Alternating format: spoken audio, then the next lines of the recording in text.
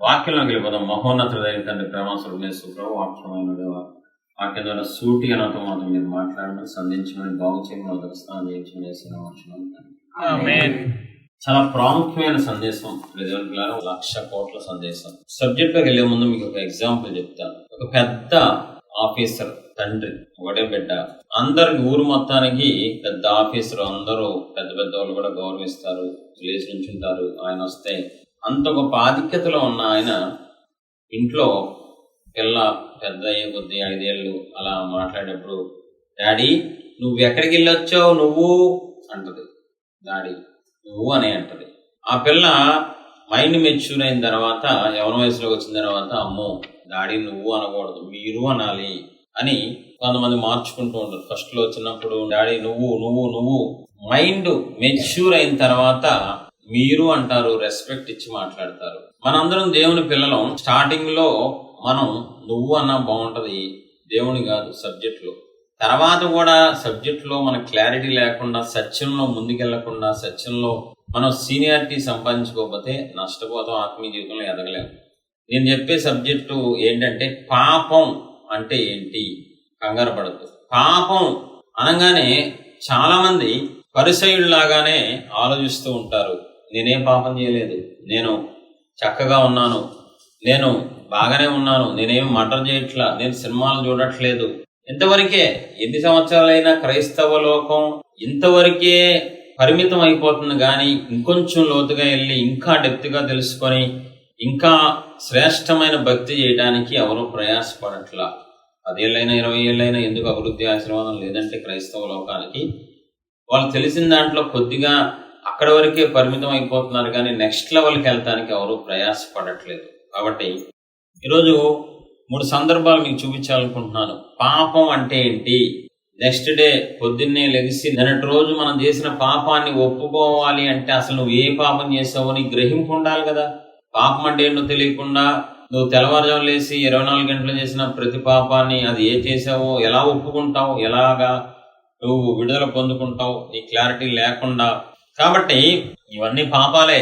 Murder చేయటం, సినిమాలు చూడటం, క్రైస్తవ లోకానికి ఇవన్నీ పాపాలే. దీనికి మించి ఇంకా డెప్త్గా చూద్దాం ఒకసారి. మొదటి సమూయేలు 12:23. నా మట్టుకు నేను మీ నిమిత్తము ప్రార్థన చేయుట మానుట వలన యెహోవాకు విరోధముగా పాపము చేసిన వాడనగుదును. చాలా కొత్తగాను వింతగాను ఆశ్చర్యంగా ఉంటది. సమూయేలు అనే దైవజనుడు, ఒక ప్రవక్త ఏమంటున్నాడు తెలుసా? ఇశ్రాయేలుతో చెప్తున్న మాట, దేవుని ప్రజలారా, నేను గనక మీకోసం నిత్యము ప్రార్థన చెయ్యకపోతే నేను పాపం చేసిన దాంతో సమానం. ఏమన్నా సంబంధం ఉందా? మనం అనుకునే పాపానికి, ఇది చెప్పే పాపానికి ఏమైనా సంబంధం ఉందా?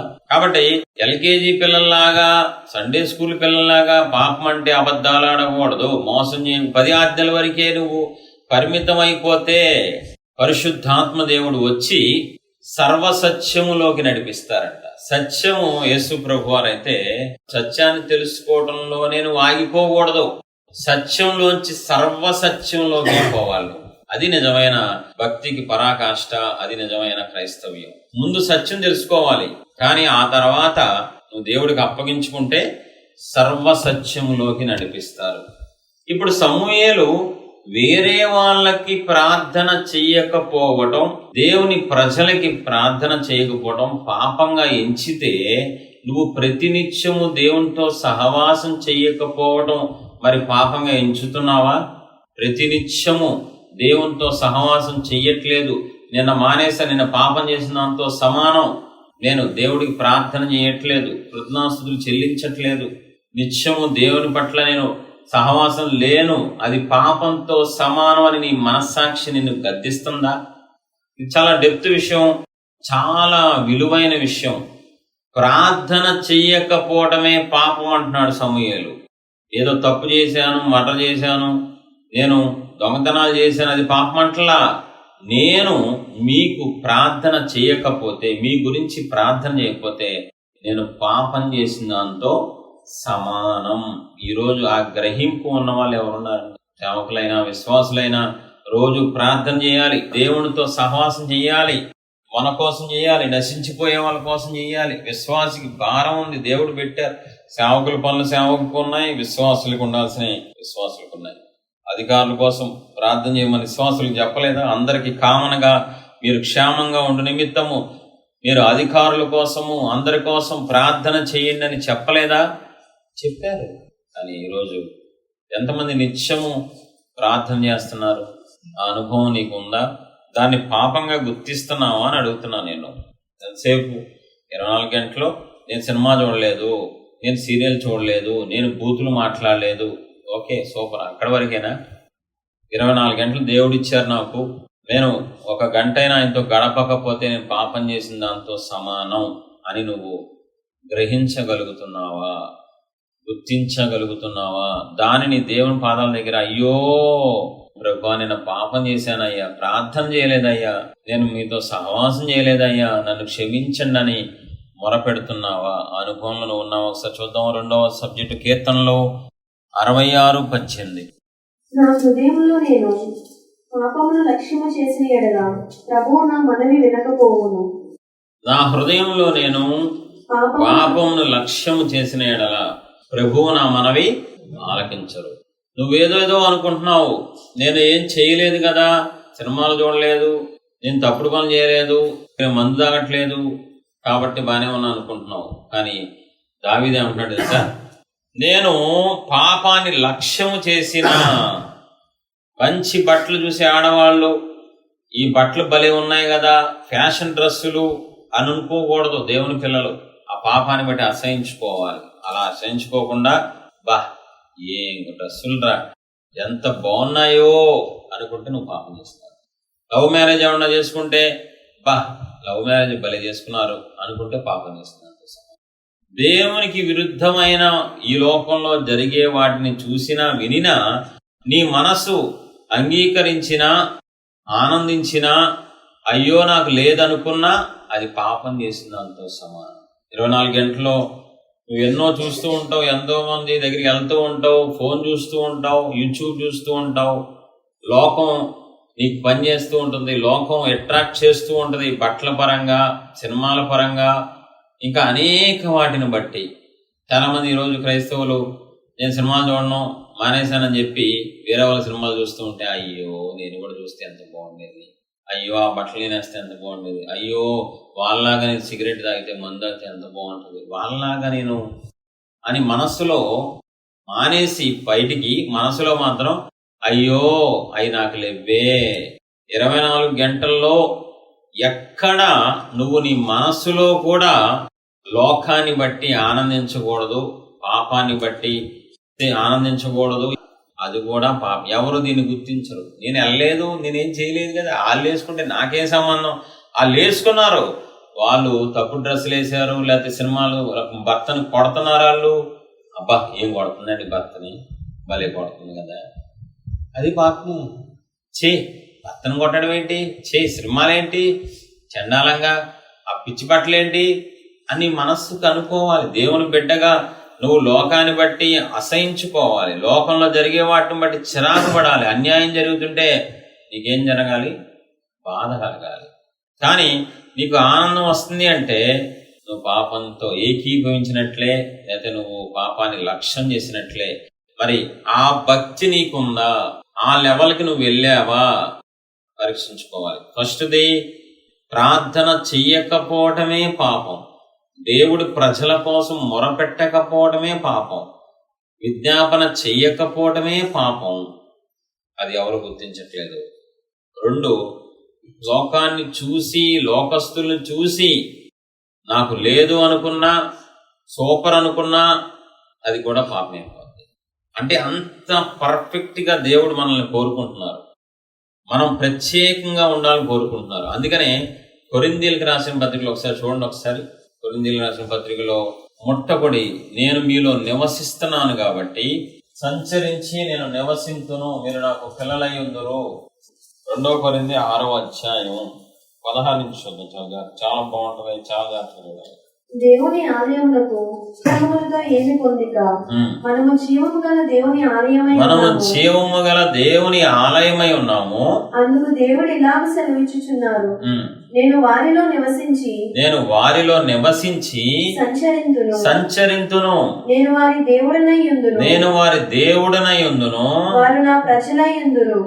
కావున మీరు వారి మధ్య నుండి లోకస్తుల నుంచి బయలువెడలి ప్రత్యేకంగా ఉండాలి. అపవిత్రమైన దానిని ముట్టకుడి అని ప్రభువు చెప్పుచున్నారు. మరియు నేను మిమ్మల్ని చేర్చుకుందును, మీకు తండ్రినై యుందును, మీరు నాకు కుమారులను కుమార్తెనులై యుందురని సర్వశక్తి గల ప్రభువు చెప్పుచున్నాడు. ఎంత గొప్ప ధన్యత, ఎంత గొప్ప భాగ్యం! నీలో దేవుడు సంచరిస్తారంట. ఏదైనా తోటలో సంచరించిన దేవుడు నీ హృదయంలో సంచరిస్తారంట, నీ జీవితంలో సంచరిస్తారంట. కానీ ఏమంటారు తెలుసా? నిన్ను నేను ప్రత్యేకపరిచాను, నువ్వు ప్రత్యేకంగానే ఉండాలి. లోకపు మాటలు, లోకపు ఆశలు, లోకపు ఆలోచనలు ఏమి నీలో పనిచేయకూడదు.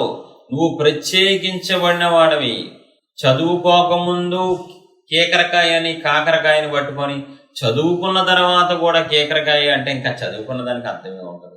ముందు నువ్వు అలాగే ఉండి ముందు లోకపు వేషాలు, లోకపు పనులు, లోకపు పిచ్చి పిచ్చి పనులు చేసి తర్వాత కూడా నువ్వు అలాగే ఉంటే ఇంకా అర్థమే ఉంటుంది. దేవుళ్ళలోకి వచ్చావు, దేవుడిని నమ్ముకున్నావు, దేవుడిని అంగీకరించావు కాబట్టి నువ్వు ప్రత్యేకంగా ఉండాలి. ఏది నీలో లోకం పనిచేయకూడదు. లోకపు ఆశలు గాని, లోకపు ఆనందం గాని పనిచేయకూడదు. నీ ఆనందం అంతా ప్రభు అయి ఉండాలి యేసయ్య నామములో. నీ ఆనందం అంతా దేవుని రాజ్యం అయి ఉండాలి యేసయ్య నామములో. నీ ఆనందం అంతా ఆత్మల రక్షణ అయి ఉండాలి యేసయ్య నామములో. నీ ఆనందం అంతా పరిశుద్ధంగా, నీతిగా, యథార్థంగా జీవించడం అయి ఉండాలి యేసయ్య నామములో. అదే మన ఆనందంగా మారిపోవును గాక. పరలోకం వెళ్ళే మనకి, నరకానికి వెళ్ళే వాళ్ళతో సంబంధం ఏంటి? పరలోకంలో ప్రత్యేకంగా మనకి హోదా ఉంది, స్థానాలు ఉన్నాయి, మనకి అక్కడ ఆధిక్యతలు ఉన్నాయి. సింహాసనం, దేవుని సింహాసనంలో దేవుని పక్కన కూర్చునే ధన్యత దేవుడు మనకు అనుగ్రహించారు. జయించు అని నా పక్కన నాతో పాటు కూర్చోబెట్టుకుంటా. నరకానికి వెళ్ళిపోయే వాళ్ళని చూసి చాలా మంది తెలుసా, ఉద్యోగంలో కానీ చాలా మంది నాకు చెప్పే మాట, ఎవరొస్తులు అన్నయ్య వాళ్ళని చూస్తే టెంప్ట్ అయిపోతున్నాం, వాళ్ళు ఫ్రీగా ఉన్నారు, ఫ్రీడమ్ గా ఉన్నారు, వాళ్ళు ఏంటయ్యా అంత ఎంజాయ్ చేస్తున్నారు, వాళ్ళు ఇక్కడ ఎంజాయ్ చేస్తారు, వాళ్ళతో మనకేంటి? వాళ్ళు నరకంలో ఉంటారు, అగ్నిగుండంలో ఉంటారు, ఆర్తనాదాలు చేస్తారు. మనం మీకు గుర్తుందా? 7 సంవత్సరాల శ్రమల కాలం భూమి మీద ఉంటది. రాకడకు ముందు, రహస్య రాకడ తర్వాత, రెండవ రాకడికి మధ్యలో 7 సంవత్సరాలు ఉంటది. 7 సంవత్సరాలు దేవుడు సంఘాన్ని ఎత్తి, తెలుసా ఈ సబ్జెక్టు? మధ్య ఆకాశంలోకి సీక్రెట్ గా రహస్య రాకడ జరిగిద్దండి. యేసు ప్రభు వారు మధ్యాకాశానికి వచ్చి అడంబోన స్వరం దేవదూతలు ఊదినప్పుడు సీక్రెట్ గా ఆయన, అంటే ఎవరికి కనబడకుండా వస్తారు. ఎవరైతే భూమి మీద సిద్ధపడి ఉంటారో వాళ్ళు మాత్రం టక్మని ఎగిరిపోతారు. ఇప్పుడు నేను ఉన్నానా, ఇప్పుడే రాకడనుకో, ఇక్కడ సిద్ధపడి ఉన్నల్లో ఎవరైతే సిద్ధపడ్డారో దేవుడి రాజ్యం కోసం వాళ్ళు ఎత్తబడిపోతారు ఇలాగా. అప్పుడు అందరూ మధ్యాకాశంలో దేవుణ్ణి కలుసుకుంటారు.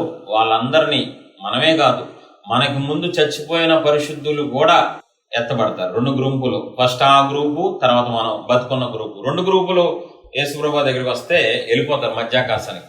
దేవుడు అంటారు, అరే మీ అందరూ 7 సంవత్సరాల పాటు మీకు విందురా, నా కోసం మీరు బ్రతికారు, నా కోసం నిందల పాలయ్యారు, నా రాజ్యం కోసం కష్టపడ్డారు కాబట్టి ఆకాశంలో 7 సంవత్సరాల పాటు ప్రేమ విందు, అక్కడ 7 సంవత్సరాల విందు ఉంటది. ఇది దేవుడు అంతఃపురంలోకి తీసుకెళ్లి ఒక చోట ఎవరైతే సిద్ధపడ్డారో వాళ్ళందరినీ అక్కడ పెట్టి ఇక రోజుకి విందే విందు, మన ఇష్టం వచ్చి తినచ్చు, మన ఇష్టం వచ్చినట్టు మంచిగా తాగొచ్చు, సరదాగా నవ్వుకోవచ్చు. అక్కడేమో విందు జరుగుతూ ఉంటది, ఇక్కడేమో ఆర్తనాలు జరుగుతూ ఉంటాయి. భూమి మీద దేవుడిచ్చే ప్రేమ విందు 7 సంవత్సరాల విందు ఉంటది. భూమి మీద మాత్రం ఓచ్చ కోత ఉంటది. అంత్యక్రీస్తు వచ్చేస్తాడు, నేనే దేవుడిని 3.5 సంవత్సరాలు ఫస్ట్ నటిస్తాడు. తర్వాత ఒరిజినల్ రూపం, నేను దేవుణ్ణి కాదు సాతానుని అని వాడు రెచ్చిపోయి ఒక్కొక్కరిని ఓచ్చ కోత కోసేస్తాడండి. అది జరిగింది 7 సంవత్సరాల పాటు. ఇప్పుడు వాళ్ళు నరకానికి వెళ్ళేవాళ్ళు, వాళ్ళు అగ్నిగుండానికి వెళ్ళేవాళ్ళు, వాళ్ళు యాతన పడేవాళ్ళు, వాళ్ళతో మనకేంటి సంబంధం? అన్యులను చూసి నువ్వు ఎలా ఆనందిస్తావు? అన్యులు చూసి బాధపడాలి, అన్యులు చూసి నువ్వు ఆనందించాలి. నాకు ఆ దరిద్రం లేదు, నేను దేవుని బిడ్డని, నాకు ప్రత్యేక హోదా ఉంది, దేవుడు నాకు భూలోకంలో పరలోకంలో స్థానం ఇచ్చారని. కానీ ఈరోజు చాలా మంది ఏంటి, వాళ్ళని చూసి అయ్యా నేను ఏంటి అనవసరంగా దేవుణ్ణి నమ్ముకున్నాను, ఈ దరిద్రం నాకు ఫ్రీగా లేదు, ఫ్రీడమ్ లేదు అంటున్నావంటే నువ్వు నిజంగా దేవుణ్ణి ప్రేమ రుచి చూడలేదు. ఆయన ప్రేమ రుచి చూచిన తర్వాత సమస్తాన్ని పెంటగా ఎంచుకున్నాడట పౌలు. నాకేం వద్దు ప్రభువా, మీ ప్రేమ చాలు అని ఆ ప్రేమ లోతులోకి వెళ్ళిపోయి మీ ప్రేమను వర్ణించడం నాకు రాదు ప్రభువా, మీ ప్రేమ ఎత్తు వెడల్పు తెలుసుకోవాలని ఆశపడుతున్నానని చెప్పి నువ్వు నిజంగా దేవుని ప్రేమ తెలుసుకుంటే ఈ లోకంలో ఇంకా నువ్వేది ఆశించు. నిజంగా నువ్వు దేవుణ్ణి హత్తుకుంటే ఇంకా లోకంలో నీకు అంత పెంటగానే కనబడుద్ది అంత. కానీ ఈరోజు నీకు ఎలా కనబడుతుంది? నచ్చుతుందా? లోకం ఎలా కనబడుతుంది? బాగున్నట్టు కనబడుతుందా? లోకం తెలుసా సిద్ధంగా ఉంది దేనికి? అగ్నిగంధకాలతో కాలిపోవటానికి సిద్ధంగా ఉంది. ఈసారి జలప్రలయం రాదు. దేవుడు ఆ రోజు వాగ్దానం చేశారు నోవకి, ఇక ముందు నేను ప్రజలని జలప్రలయంతో నాశనం చేయను, ఈసారి అగ్నితో నాశనం చేస్తారు. అగ్ని గంధకాలతో కాల్చి పారేస్తారు. సొదమ కుమారాలకు పట్టిన గతి ప్రపంచానికి భూమంతా పట్టిద్దండి. మామూలుగా ఉన్న అగ్నితో కాల్చి అంతగా దేవుడు తీవ్రంగా ఉన్నారు. ఎందుకని? నిన్ను రక్తం ఇచ్చి కొనుక్కుంది ఎందుకు? లోకంలోంచి ప్రత్యేకపరుస్తానికి. మరి నువ్వు అలా ఉన్నావా? 3వ పాయింట్ చెప్పి నేను ముగిస్తాను ఫాస్ట్గా. 1 కొరింథీ 16వ అధ్యాయం 22వ వచనం. ఇది చాలా డేంజర్గా ఉంటుంది, షాక్ అయిపోతారు మీరు. 1 కొరింథీ 16:22. ఎవడైనా ప్రభువును ప్రేమింపకుంటే వాడు శపింపబడను కాక. బాబోయ్, ప్రభువుని ప్రేమించకపోతే శాపాలు వచ్చేస్తాయంట బాబోయ్. ప్రేమించకపోతే ప్రభు ఏరా నన్ను ప్రేమించట్లేదని నిన్ను అడిగారనుకో, నా ఇష్టం ప్రభు అంటే శాపం వచ్చును గాక నీకు నన్ను ప్రేమించినందుకు. ఎవ్వడికి ఈ పాయింట్ అర్థం కాదు. 10 ఆజ్ఞలు గుర్తొస్తాయి, వ్యభిచరించకూడదు, దొంగతనం చేయకూడదు, ఈ గుర్తుంటాయి తప్ప అన్నిటికంటే ప్రధానమైన ఆజ్ఞ ఏంటి? దేవుణ్ణి ప్రేమించాలి. ప్రేమించకపోతే శాపం వచ్చేది. రోజు దేవుణ్ణి ప్రేమిస్తున్నావా? ప్రేమిస్తే ఏం చేయాలి? పాపాత్మురాలైన స్త్రీలాగా ముద్దాడాలి. ప్రేమిస్తే తగ్గించుకోవాలి. ప్రేమిస్తే థ్యాంక్స్ చెప్పాలి. మరి రోజు దేవుణ్ణి ప్రేమించట్లేదంటే అర్థం ఏంటి? రోజు ఏం చేస్తున్నావు? పాపం చేస్తున్నావు. పాపం అంటే ఏంటి? ప్రేమించకపోతే ఆజ్ఞాతిక్రమం. ఆజ్ఞ ప్రేమించాలి. ఆజ్ఞాతిక్రమం అంటే ఏంటి? పాపం. రోజు నువ్వు దేవుని ప్రేమిస్తున్నావా? ప్రేమిస్తున్నాను కదా. అక్కడ ఒకటి పట్టారు మళ్ళా దేవుడు కండిషన్, మీలాంటి వాళ్ళు ఉంటారని. ఆయన మనల్ని ఎలా ప్రేమించారు మీకు బాగా అర్థమైతే చెప్తా. పక్కింటి ఆవిడ కేజీ కూర గిన్నెలో పెట్టింది నీకు. నెక్స్ట్ వీక్ నువ్వేం చేయాలి? 100 గ్రాములు పెడతా, ఊరుకుంటుందా? నాన్ వెజ్ బదులు వెజ్ పెడతా, ఊరుకుంటుందా? ఒడియాలు పెడతా కేజీ బదులు, ఊరుకుంటుందా? నువ్వు మళ్ళీ కేజీ కూర ఇచ్చేదాకా ఊరుకుంటుంది. దేవుడు కూడా అరే నిన్ను శాశ్వతమైన ప్రేమతో ప్రేమిస్తున్నా, కొత్తగా ఎంతగా ప్రేమిస్తున్నా, నువ్వు కూడా నన్ను అలా నేను కూడా అలాగే ప్రేమించాలి. మరి ఎందుకు తీసుకుంటున్నావు నా ప్రేమ? ఇచ్చే మరి కదా. ఇక్కడ సమస్య ఏంటంటే ప్రజలకి ఎలా అలవాటు అయిపోయిందంటే ఏం చేస్తే అదే నేను ప్రేమిస్తున్నంత సమానం అనుకుంటారు. నేను ప్రాణం పెట్టా, నువ్వు నా కోసం కూడా అంటే అది రావాలేసయ్యా, నువ్వు రావాలేసయ్యా. ప్రాణం పెట్టేయాలంటే ఎవడైనాను నన్ను వెంబడించబోనేలా వాడు తన ప్రాణాన్ని సహా ద్వేషించాలి. నీకంటే ఆయనే పిచ్చిగా మారిపోవాలి. ఆయనకి నువ్వంటే పిచ్చి, నీకు ఆయనంటే పిచ్చి. నీకేంటి తెలుసా? నువ్వే నన్ను ప్రభువా నువ్వు నన్ను పిచ్చిగా ప్రేమించు, నేను కూడా పిచ్చిగా ప్రేమించుకుంటాను. ఆయన ఏమంటున్నారు? నాకంటే నువ్వే ప్రాణం, అందుకని నాకంటే నువ్వు ఎక్కువ కాబట్టి నీ కోసం వచ్చారు భూమి మీదకి. నాకంటే నువ్వు ఎక్కువ కాబట్టి సిలువలో ప్రాణంగా తీసుకో, నా బిడ్డ కంటే ఎక్కువ కాదు. మరి నువ్వెలా ఉండాలి తిరిగి? మరి ఏ రోజైనా ప్రభువా దిద్దుబాటులో నేను మీకోసం ప్రాణం పెట్టునంతగా ప్రేమించట్లేదు, నన్ను క్షమించని ఎప్పుడైనా అన్నావా నువ్వు? అనలేదంటే గుర్తించలేదు, అనలేదంటే అది పాపంగా నీకు అనిపించలేదు, అనలేదంటే అసలు నీకు ఆ రూలే తెలీదు ప్రాణం పెట్టినందుకు దేవుడిని ప్రేమించాలని. ఇప్పుడు నువ్వు ఒకరిని ఇష్టపడతావు అనుకో, ప్రేమిస్తున్నావు అనుకో, వాళ్ళు నిన్ను అంతే ప్రేమించాలని కోరుకుంటావా? దాంట్లో సగం అయితే చాలనుకుంటావా? నువ్వు వాళ్ళ కోసం 1000 రూపాయలు ఖర్చు పెట్టారనుకో, వాళ్ళు నీ కోసం ఏం ఖర్చు పెట్టలేదు ఉండి కూడా నీకు ఎలా ఉంటుంది? దేవుడు కూడా అలాగే ఫీల్ అవుతారు. నేను అంతకంటే ఎక్కువ నా బిడ్డను ప్రేమించాను కదా, ప్రాణం పెట్టాను కదా, రక్షించాను కదా, తిరిగి ప్రేమించదేంటి నన్ను? ఆయన బాధ, ఆయన ఫీలింగ్స్ అర్థం కావాలి. తిరిగి ప్రేమించదేంటి? మరి అంతకంటే ఎక్కువ ప్రేమ చూపించాను కదా, మరి నాకు రావాల్సిన ప్రేమ ఏది? పేతురు నన్ను ప్రేమిస్తున్నావా? డైరెక్ట్ గా అడిగేస్తున్నారు ఆయన. పేతురు, నన్ను ప్రేమిస్తున్నావా? నువ్వు ప్రేమిస్తున్నావు ప్రభు. నువ్వు చెప్పగలవా? నేను నిన్ను ప్రాణం పెట్టినందుగా ప్రేమించాను దేవుడు అడుగుతున్నారు. నువ్వు ప్రాణం పెట్టలాగా దేవుడిని ప్రేమిస్తున్నావా? ప్రాణం తీయకుండా ఉంటే చాలు, అయింది పెట్టక్కర్లా, చొక్కా పట్టుకోకుండా ఉంటే చాలు. ఆయనేమో పిల్లలు ఇప్పటికి తెలుసా నీ కోసం, నీకు సరిగ్గా తెలియట్లా, క్రైస్తవ్యం అంటేనే త్యాగం. ఇప్పటికీ మిషనరీస్ ఉన్నారు భారతదేశానికి, వేరే దేశాల నుంచి వచ్చిన వాళ్ళు దేవుణ్ణి ప్రేమించేవాళ్ళు.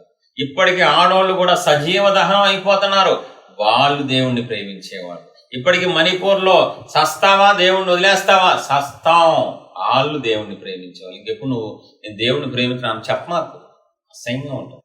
చిన్న చిన్న వాటిని బట్టి కూడా దేవుణ్ణి అమ్మేస్తావు నువ్వు, యూదా ఇస్కరియోతులాగా. నువ్వెలా ప్రేమించినట్టు? నెక్స్ట్ లెవెల్కి వెళ్ళండి. పాపం అంటే ఏంటి అది కనీసం ఒప్పుకోండి. ప్రభువా, 24 గంటలు నేను మిమ్మల్ని శాశ్వతమైన ప్రేమతో ప్రేమించలేదయ్యా, దాన్ని క్షమించండి అయ్యా. ప్రార్థన చేస్తున్నాం. మహోన్నత తండ్రి, ప్రేమాస్వరూపేశ్వర ప్రభు, వాక్యమైన దేవ, సూటిగా మాతో మాట్లాడారు, కొత్తగా ఎంతగా మాట్లాడారు ప్రభు, మీకే మహిమ కలుగుగాక. పాపం అంటే ఏంటో మా అందరికి గ్రహింపించినందుకు మీకే మహిమ తండ్రి. ఈ రోజు నుంచి పాపం చేయకుండా మరి పరిశుద్ధంగా జీవిస్తూ, నీతి యథార్థంగా జీవిస్తూ మిమ్మల్ని ప్రేమించే కృప మాకు అనుగ్రహించింది. వాక్యాన్ని జీవించే కృప మాకు అనుగ్రహించమని